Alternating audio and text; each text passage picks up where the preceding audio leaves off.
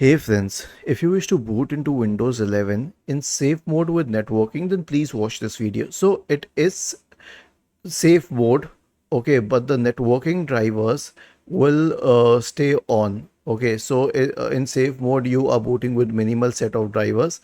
In safe mode with networking, the difference is that minimum set of drivers will definitely include the network drivers, which means you will be able to connect to the internet.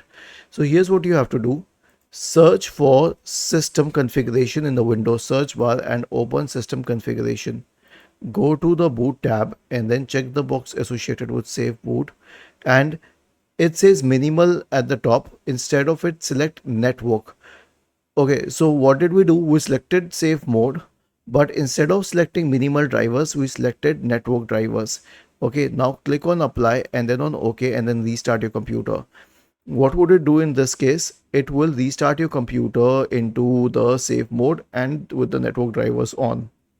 Was this helpful? If yes, then please subscribe to the channel. If not, then let us know in the comment section of the video on how we could help you further. Thank you for watching this video and have a nice day.